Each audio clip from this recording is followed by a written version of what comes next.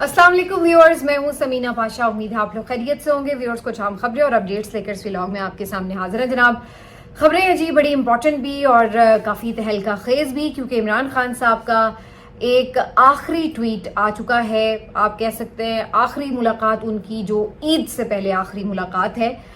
उसके बाद जो उनकी ट्वीट्स आए हैं। तो जैसे कि मैं हमेशा कहती हूँ कि इमरान खान साहब की जो गुफ्तगू है बाहर जो आके बताई जाती है, वो आमतौर पर उतनी शद्दोमद से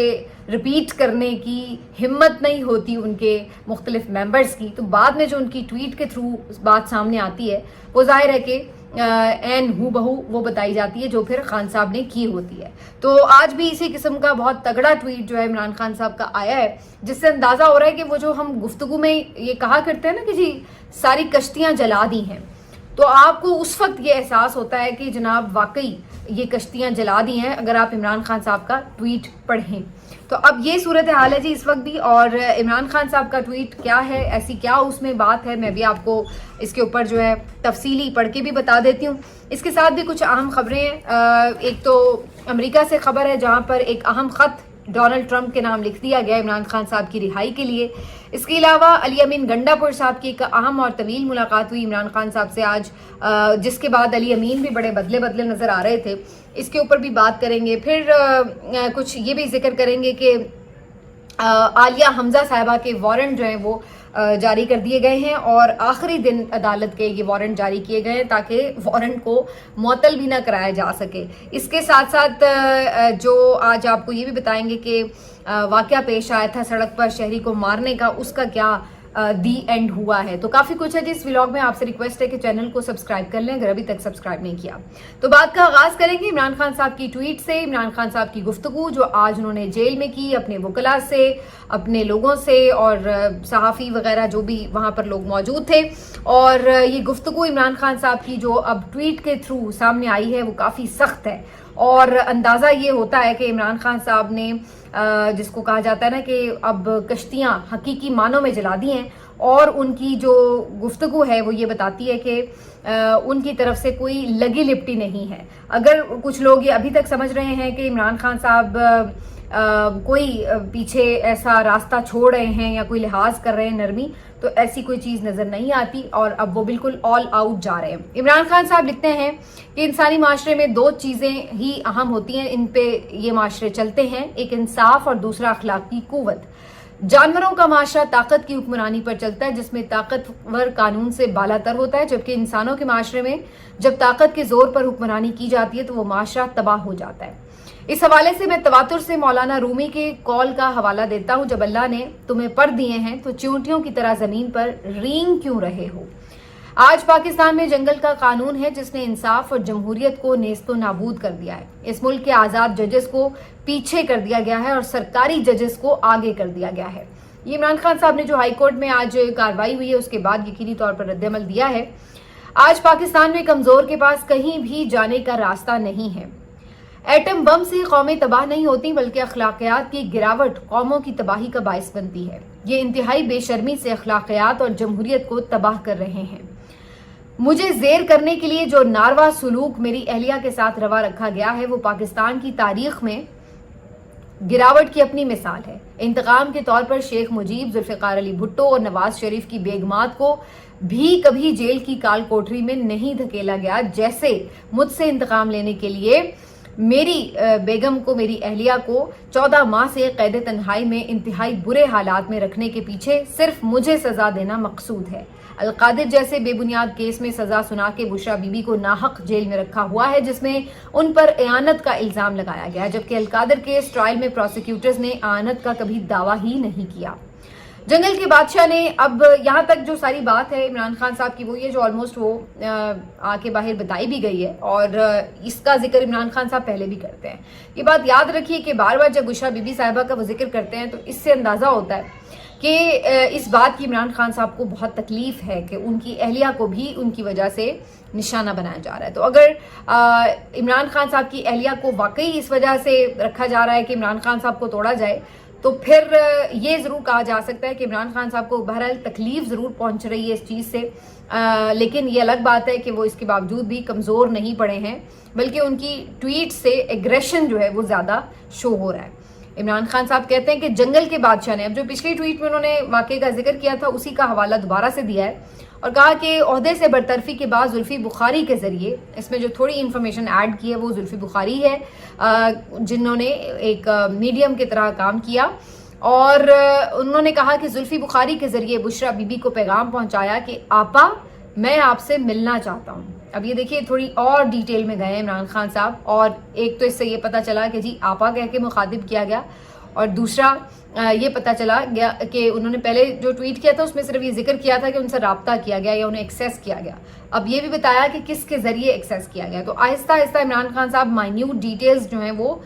ساری انکشاف میں سامنے لے کے آ رہے ہیں۔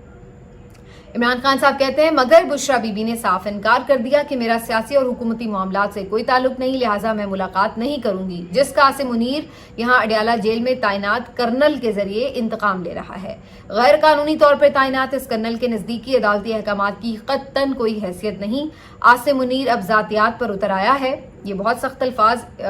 استعمال کیے عمران خان صاحب نے،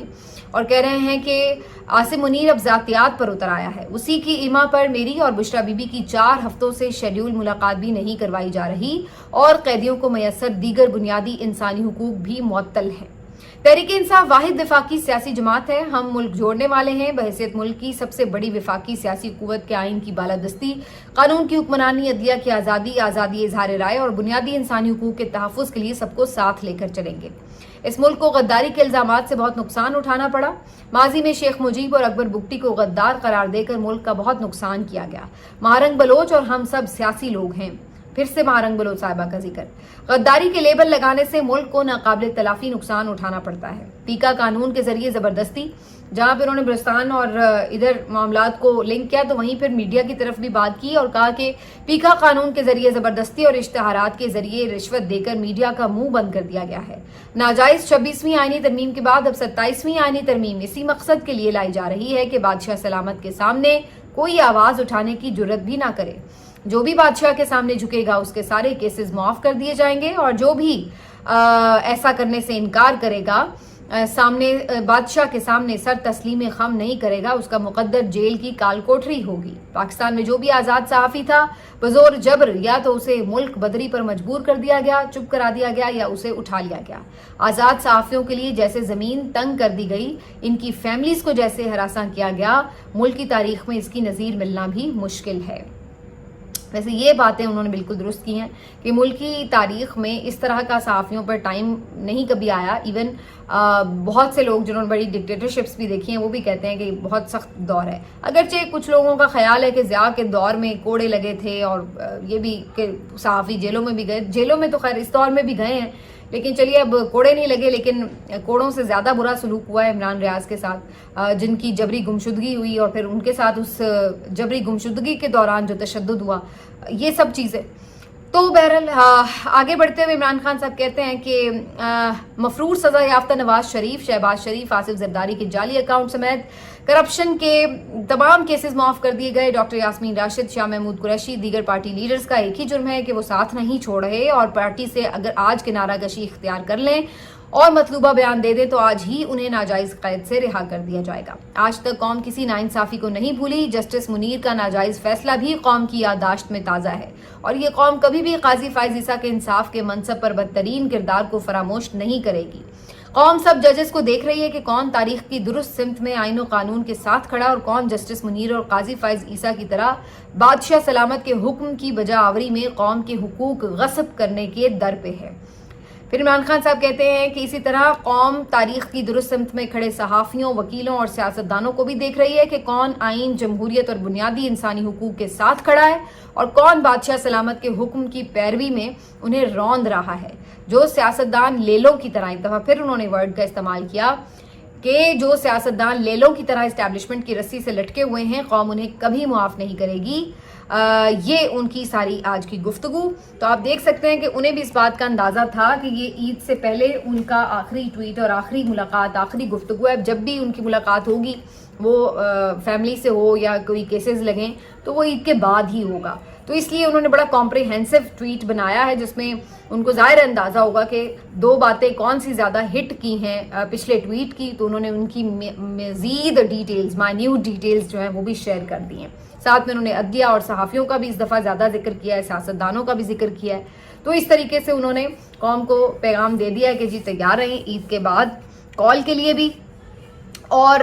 اب یہ سب چیزیں شو کیا کر رہی ہیں؟ شو یہ کر رہی ہیں کہ عمران خان آل آؤٹ جا رہے ہیں. شو یہ کر رہی ہیں کہ عمران خان ایک تحریک کے لیے اب کوئی راستہ پیچھے کا یا انڈر گراؤنڈ یا کوئی ادھر ادھر کا باریک تنگ گلی کسی قسم کی کوئی چیز نہیں چھوڑ رہے, اور وہ یہ سمجھتے ہیں کہ واقعتاً اس نظام کو بدلنا ہے, اسی لیے وہ اس میں کوئی گنجائش نہیں رکھ رہے. اور اگر ان تمام سختیوں کا مقصد یہ تھا کہ کسی طرح ان کو خاموش کرایا جائے تو یہ الٹا پڑ رہا ہے, اور نظر یہ آ رہا ہے کہ عمران خان صاحب خاموش ہونے کے بجائے زیادہ زور سے بول رہے ہیں, اور اب وہ ایسی چیزیں بھی سامنے لا رہے ہیں جو دوسری طرف بھی بہم تکلیف پہنچائیں گی اور پہنچا رہی ہیں. تو اس کا اثر ہمیں نظر بھی آ رہا ہے. تو یہ جو ساری چیزیں ہیں اب یہ بہت کلیئر ہیں, اور میرا نہیں خیال ہے کہ اس میں مفاہمت کی کوئی گنجائش نظر آ رہی ہے. یہی وجہ ہے کہ جو مفاہمت کے دعوے دار تھے یا اس کے حامی لوگ تھے پارٹی کے اندر بھی, وہ بھی اب مکمل طور پر آپ کہہ سکتے ہیں کہ خاموش ہو چکے ہیں, کیونکہ انہیں آئیڈیا ہو چکا ہے کہ ان کی کوششیں رائیگاں گئی ہیں, اور اس معاملے کے اوپر عمران خان صاحب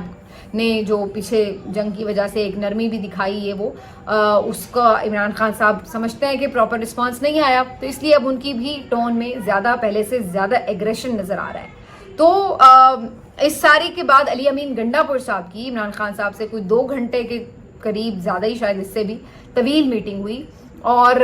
جو لوگوں کو عمران خان صاحب نے بلایا تھا خیبر پختونخوا سے 6 لوگ پارٹی کے, ان کو نہیں ملنے دیا گیا. وہ بیچارے آج بھی اڈیالہ کے دور کہیں کسی ناکے پہ کھڑے کھڑے انتظار کر کے چلے گئے. علی امین گنڈا پور صاحب کو آج کوئی رکاوٹ نہیں ملی, ان کو فل پروٹوکول کے ساتھ بھیج دیا گیا, اور وہ جب آج گئے ہیں انہوں نے مختلف موضوعات پہ ظاہر بات کی. بتایا یہ جا رہا تھا کہ جی بجٹ یہ وہ ان تمام چیزوں پہ میرا نہیں خیال ہے کہ اس پہ کوئی بہت زیادہ گفتگو ہوئی ہو. ظاہر ہے کہ عمران خان صاحب پہلے کون سا خیبر پختونخوا کا بجٹ خود بناتے ہیں, تو کچھ گائیڈ لائنز ہی ہوتی ہیں, وہ ضرور انہوں نے شیئر کی ہوں گی, لیکن زیادہ جو چیزیں ہیں وہ ظاہر ہے اوور آل جو اس وقت ملکی سیاسی صورتحال ہے اسی کے اوپر بات ہوئی ہے. اور عمران خان صاحب نے علی امین گنڈا پور صاحب کی بھی ٹھیک سے جس کو کہتے ہیں نا پورا ان کا مائنڈ بنایا, اور وہ مائنڈ جو ہے وہ ان کا بعد میں ریفلیکٹ ہوتا نظر آ رہا ہے ان کی گفتگو سے. کیونکہ علی امین گنڈا پور صاحب کی جو گفتگو اسلام آباد ہائی کورٹ میں تھی آپ وہ سن لیں, اور اس کے بعد جو اڈیالہ میں عمران خان صاحب سے ملاقات کے بعد گفتگو ہے آپ وہ سن لیں, آپ کو فرق پتہ چل جائے گا. ایک اور چیز جو امپورٹنٹ ہے وہ یہ کہ پہلے علی امین گنڈا پور صاحب عمران خان صاحب سے جب مل کے جاتے ہیں تو واپسی میں گفتگو نہیں کرتے, لیکن یہ جو ملاقات تھی اس کے بعد علی امین صاحب نے باقاعدہ گفتگو کی اور ٹھوک بجا کے کی, ٹھیک قسم کی انہوں نے یہاں پر تند و تیز گفتگو کی, اور جو عمران خان صاحب سے ملاقات کا تازہ اثر تھا وہ نظر آ رہا تھا. یہ الگ بات ہے کہ کسی اور جگہ ان کی ملاقات ہو تو شاید وہ اثر پھر خود ہی دھیما پڑ جاتا ہے, لیکن کم از کم جو تازہ اثر ہوتا ہے وہ نظر آ رہا ہوتا ہے جو بھی کوئی مل کے آتا ہے. تو علی امین گنڈا پور صاحب نے بھی یہ کہا کہ جی ہم زور بازو سے اپنے لیے حق کے اوپر کھڑے ہوں گے, آپ گولیاں چلائیں گے ہم گولیاں چلیں گی, تو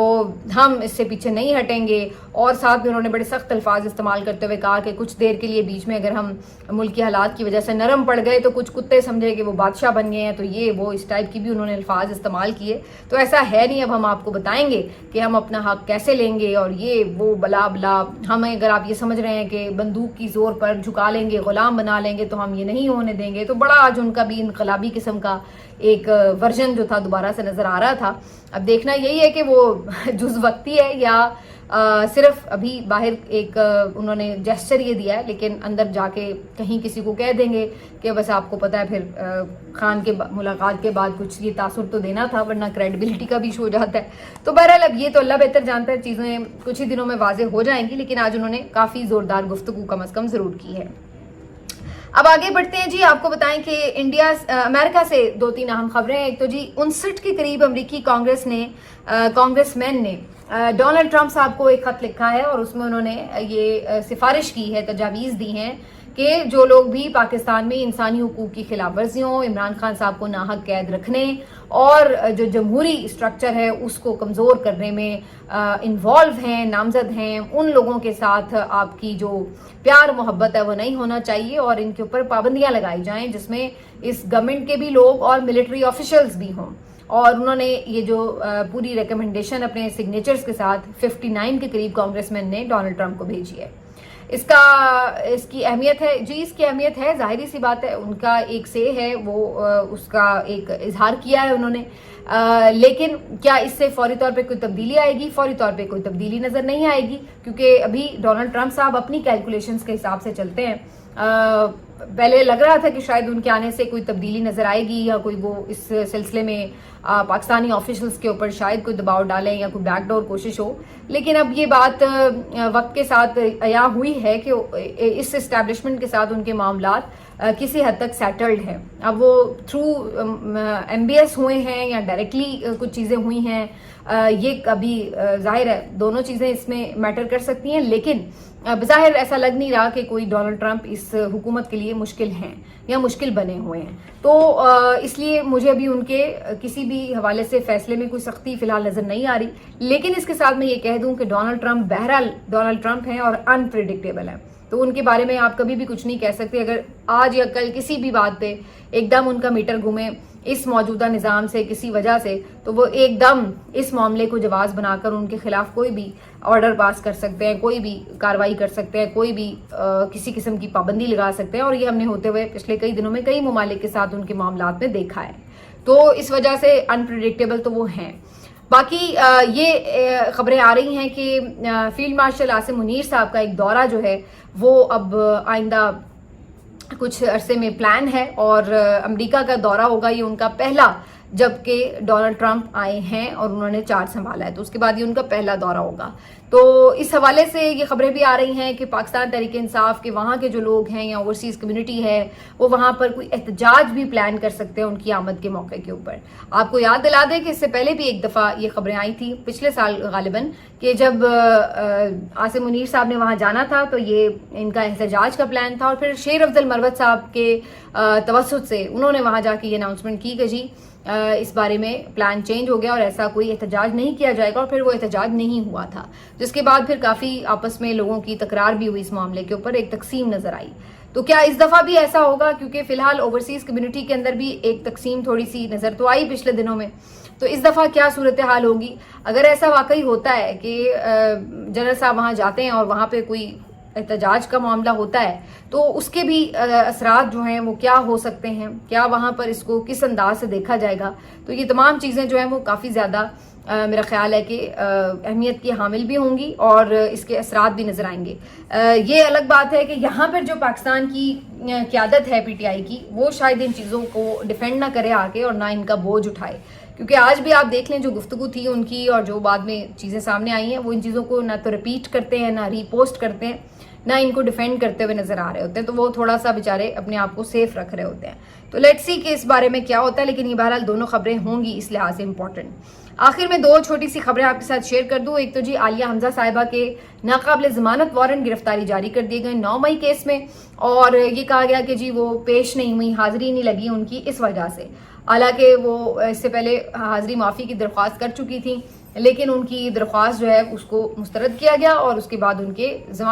ناقابل ضمانت وارنٹ گرفتاری جاری کیے گئے، جس کا واضح مقصد یہ نظر آ رہا ہے کہ چونکہ عالیہ حمزہ اس وقت بہت ایکٹیو ہیں اور کارکنوں کو بھی متحرک کر رہی ہیں اور آنے والی تحریک میں بھی ان کا اس سلسلے میں اہم کردار ہو سکتا ہے، تو یہ عین ممکن ہے کہ ان کو اسی بہانے سے گرفتار کر لیا جائے تاکہ جو پنجاب کی اگر کوئی اسٹریٹ موومنٹ بنتی ہے، کوئی اس طرح کی موبلائزیشن ہوتی ہے تو اس سے پہلے ان کو کسی بھی طرح اریسٹ کر لیا جائے. اور دوسرا جو اہم معاملہ تھا وہ آپ سے چند دن پہلے جو ہم نے شیئر کیا کہ جو ایک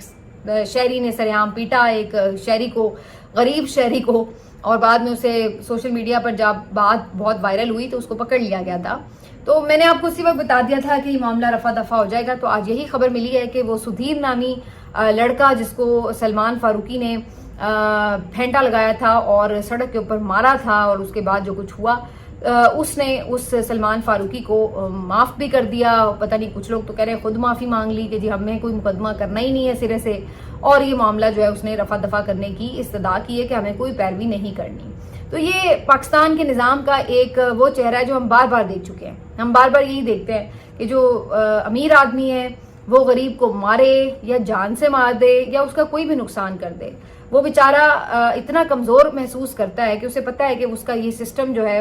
پاکستان کا اس کو سپورٹ نہیں کر سکتا, اور اس لیے وہ پھر لڑائی کا فیصلہ ہی ترک کر دیتا ہے اور وہ خود ہی دستبردار ہو جاتا ہے کہ مجھے کوئی کیس کرنا ہی نہیں ہے. اس کو کوئی امید ہی نہیں ہوتی کہ اس کو کوئی کسی قسم کی کسی طرح کی بھی انصاف کی امید ہی نہیں ہوتی, اور وہ سمجھتا ہے کہ بلکہ الٹا کچہریوں میں چکر لگیں یا فیسیں بھرے وکیلوں کی اور یہ سب ہو. وہ کہتا ہے یار جان چھڑاؤ, ہم ان سے کہاں لڑ سکتے ہیں, یہ امیر لوگ ہیں, بڑے لوگ ہیں. تو یہ عام طور پر ہم دیکھتے ہیں, اور یہ اسی طرح کا یہ والا معاملہ بھی ہوا ہے, تو انہوں نے بھی معاملے کو رفع دفع کر دیا. یہی شاید بات ہے جو عمران خان صاحب شروع میں بات کر رہے تھے اپنی ٹویٹ میں, کہ جو آپ کا نظام ہے وہ کمزور کو انصاف نہیں دے سکتا. اور یہ صرف ہم سیاستدانوں کی بات نہیں کر رہے, یہ ہم آپ کو دکھا رہے ہیں کہ عام آدمی جو ہے کیا واقعی اس کے لیے بھی اسی طرح کی صورتحال نہیں ہے. ملتے ہیں آپ سے اگلے ویلاگ میں, اپنا خیال رکھیے, اللہ حافظ.